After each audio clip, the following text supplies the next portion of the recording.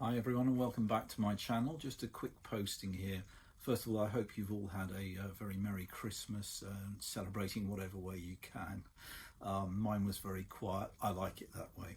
Anyway, what I'd like to do today is just as, we're approaching now the closing hours of 2023, is to do a year roundup of, I think, my best vinyl purchases of the year. There's a mixture here of things which I had on my want list for really quite some time. So this is a sort of wish fulfillment exercise as much as anything else. And a few happy finds, serendipitous things where I picked them up. I thought, oh, didn't know I wanted that sort of thing, and purchased those. So I managed to round it down. I wanted 10, but hey, who's counting? Not quite a baker's dozen, but I've got 11 now in there. So let's have a look at what we got, and I'll try to explain some of the rationale behind it. First up was something which I found in a shop, which I've shown before in an earlier post, so some of these will be familiar. Do forgive me if I repeat myself somewhat. There's a few that I haven't shown yet though. And this was, not really on my want list, but when I saw it, I realised I really did want it. And it's a first press of Fairport Conventions, What We Did on Our Holidays. An album which I did have another copy of, which I sold on, but this is indeed a very first British press. There we are, on the old pink island. I think they call that the rough textured label. With that lovely, they call it the witch season. You can see it there. Let me flash it up one more time. The right way up, there we are. You can see that funny little witch logo there, which I think Joe Boyd, who was the producer, had as his company logo for a few years. But this is a lovely album. I've had it for many years. It's wonderful stuff. I think they never sounded better, in fact, than this album. It's curiously, it's a sort of patchy album, and sometimes it sounds almost like two bands playing in the same room. But it's really wonderful. It's just, for me, a wonderful record. Anyway, so that was an earlier in the year purchase, which I paid a lot of money for. I think it's my most expensive record purchase yet. Thus far anyway. There's a few cheaper ones coming. This I also bought from a record shop on the Isle of Wight when I had a little break there with the family back in the spring. I think this was over the Easter break, and I saw this one on a website. I think it was Discogs, and I snapped it up. Kevin Ayres and the Whole World, there we are on Harvest, Shooting at the Moon. I think it's possibly my favourite album by him. He did a lot of good stuff, but this one really was on my want list. So, I snapped it up when I saw this one listed. It really is near mint, cover, disc, everything. Sounds great, that one. Another one which I didn't have in my collection, which I bid on eBay, was Caravans in the Land of Grey and Pink, with that wonderful, let me open it out, iconic sleeve there. There's a picture of the band inside. And this one is, I believe, a second press. It's on the old DRAM or DERAM, however you want to pronounce it, the old Decca subsidiary. Again, in very nice condition, that one, from 1970. A classic album. It opens with that wonderful song Golf Girl, with that sort of trombone figure on it. It's quite infectious, lovely stuff. So there we are, that's number 3 on my list. Another album which I did have a 60s, I think, reissue of. Again, I saw it on, I think, Discogs, snapped it up, couldn't resist it, was Cannonball's Sharpshooters by Cannonball Adderley. There we are. That's actually an inner. Let me take that out. There you are. So that you can see that's the original back of the album. It's got this, look at that, lovely company promo from Mercury Records. I think this one came out shortly before he did Kind of Blue with Miles Davis. But this is an original, and it's in marvellous condition. It's an original stereo press. There we are. Let me get it the right way up. Yeah, you always have to fiddle with these things. And it's got sort of deep groove stereo Mercury US press, that is. An original US press of Cannonball's Sharpshooters, which I'm really happy to have. I'm a big Cannonball guy. I did read his biography earlier in the year, which was an interesting read. He was, you know, he had this predilection for food, and he was also a diabetic who was fearful of needles. Fatal combination, really. He didn't live very long, poor Cannonball, but anyway, glad he did what he did when he was here. Anyway, next up was in my Japan trip, which I did some postings for earlier in the year. I went over the summer, was there for 3 weeks, went crazy, you know, blitzed the second-hand record shops and Book Off, and you can look at former posts if you want to see about that stuff.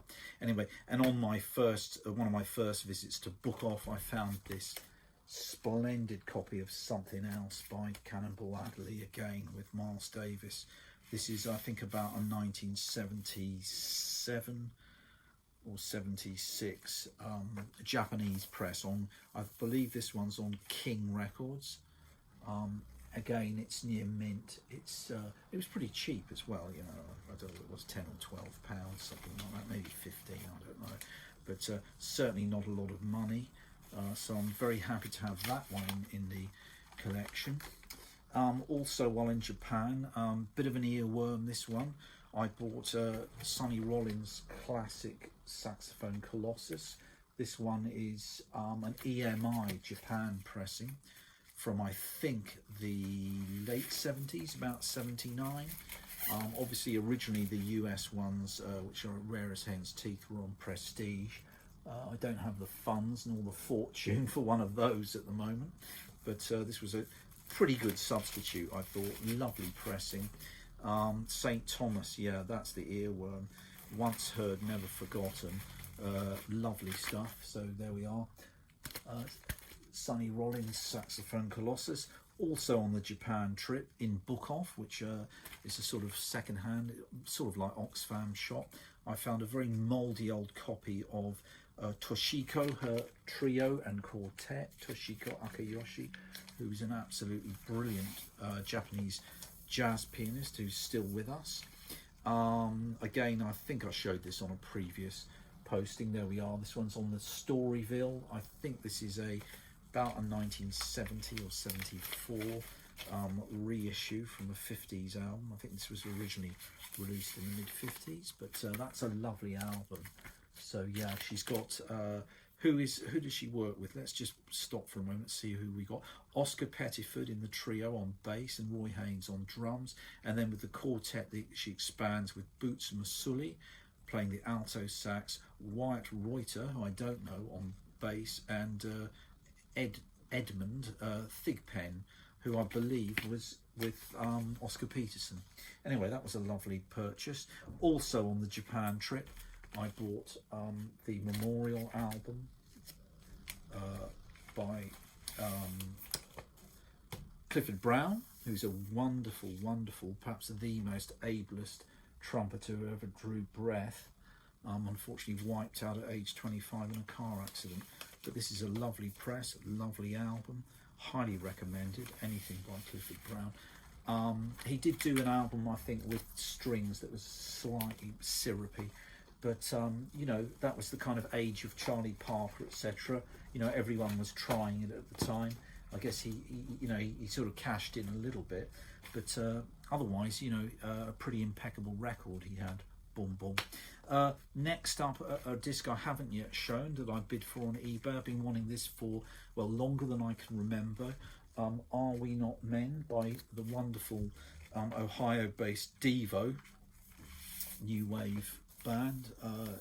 Absolutely crazy sort of art rock.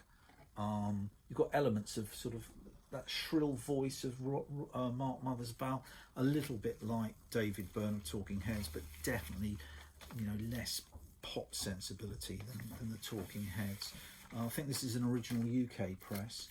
It had a different sleeve in America, but this one came with the inner. I'm going to show you that as well. So you've got this, you know, portrait of the band in their bizarre suits on stage. Great album. The title track, Jocko Homo is the one on here for me. I think it's the first thing I ever heard by Devo. Really weird, but lovely stuff. Next up, an album which wasn't really on my want list. I'm happy to have it. I found it in a charity shop out one day. This is a second US press of Clouds by Joni Mitchell on the Reprise label. Let me open that out so you get a bit of her artwork and all the lyrics there in the gatefold. I'll show you the label. Yeah, I think this is a second press, probably about 1970, this 71 maybe. There we are, it's on that Steamboat label. I think originally it had this slightly lighter or darker orange strip at the top, but the reissues just had that plain sort of mustard Steamboat label, as they called it, the Reprise. And now we're moving towards the very last disc, which I found quite by chance locally in a charity shop. They wanted 99p for it. Funny enough, it was near Halloween, and I thought, that's an interesting sort of theme there. It's from Nosferatu. It's the soundtrack, not to be confused with the original. Is it Max Schreck movie, which I'm quite a fan of. This is quite an inferior remake by Werner Herzog, the German director. This one's on Egg. You can see it's an unusual label. I don't think it was ever pressed here. This is a French pressing, this one, and it's a reissue, but still quite highly sought after. In fact, this one, you know, they go second hand. They go for quite a bit of money. So, I mean, I'm not going to complain.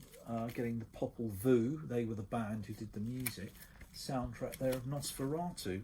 So that's my last post for this year, everybody. Thanks for watching. I'll try and do more posts in the new year, but I'll be honest, you know, I'm a busy man. I do them as and when.